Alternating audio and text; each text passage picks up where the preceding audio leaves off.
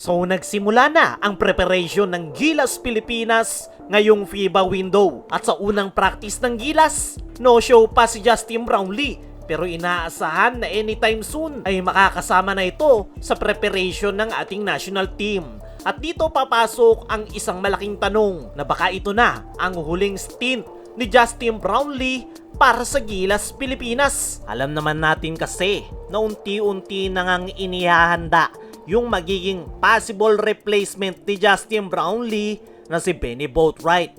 Sa totoo lang, dapat sana ay makakalaro na si Boatwright ngayong window, pero hindi na naihabol yung kanyang naturalization. Kaya naman si Brownlee pa rin yung maglalaro sa Gilas ngayong window at Asian Games. At kung maaprubahan yung naturalization ni Benny Boatwright sa mga susunod na linggo, malaking posibilidad na siya na ang magiging bagong naturalized player ng Gilas Pilipinas sa mga susunod na tournament na kanilang sasalihan. Kaya naman, posibleng ang paparating na World Cup Asian Qualifiers at Asian Games na ang isa sa mga huling major tournaments ni Justin Brownlee kasama ang national team. At isa rin sa malaking factor ay yung kanyang edad. 38 years old na si Justin Brownlee. Hindi ibig sabihin nito na wala na siyang kayang ibigay. Kayang-kaya pa ni Brownlee na makipagsabayan, pero hindi maiiwasan na darating ang panahon na kailangan ng maganda ng Gilas para sa next generation naturalized player. Yun nga ay si Benny Boatwright.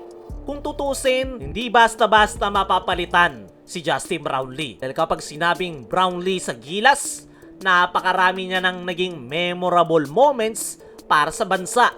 Hindi lang siya basta naturalized player. Ilang beses na niyang pinatunayan na kahit wala siyang dugong Pinoy, ay mas Pinoy pa si Brownlee kaysa sa iba. Dahil kahit walang pahinga at merong injury, ay talagang laban kung laban si Brownlee. At higit sa lahat, makikita mo talaga yung kanyang commitment sa national team. Kaya kung sakaling dumating na yung panahon na final chapter na ni Justin Brownlee sa Gilas Pilipinas, deserve na deserve niyang tawaging isang Gilas legend.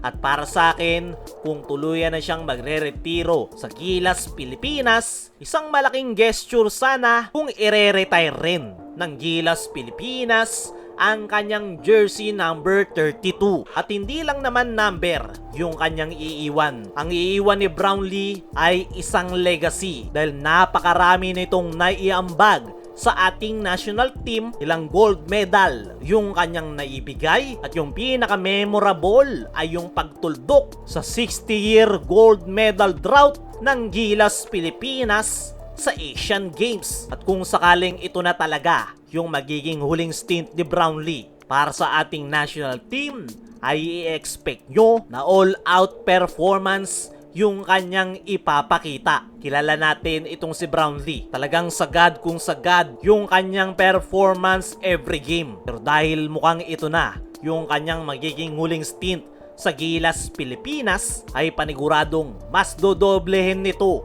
yung kanyang effort kumpara sa kanyang usual performance. Isa pa, gigil si Justin Brownlee na makabawi dahil yung huling stint niya sa Gilas ay hindi naging maganda. Kaya naman, doble-doble yung motivation ni Justin Brownlee. Una ay gigil ito na makabounce back. Pangalawa ay yung possible na huling stint niya sa Gilas Pilipinas. Samantala, Coach Tim Cone sumagot patungkol kay Renz Abando dahil nitong mga nakalipas na mga araw ay marami ang nagtatanong kung bakit hindi na ipinapasok si Renz Abando sa Gilas Pilipinas. At mismong si Coach Tim Cone na ang sumagot niyan sa kanyang naging latest interview. Ay ilang beses nga daw nilang kinonsidered si Renz Abando na may pasok sa original 12 ng Gilas Pilipinas. Pero nung mga oras nga daw na yon ay merong back injury si Renz Abando. Pero hindi pa rin daw doon nagtatapos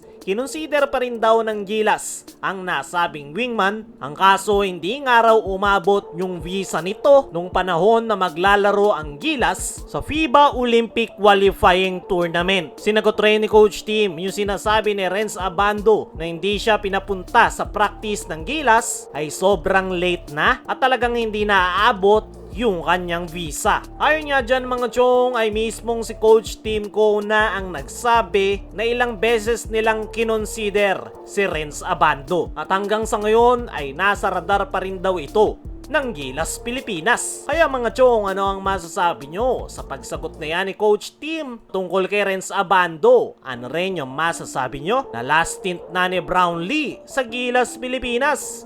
I-comment mo lang dyan sa ibaba.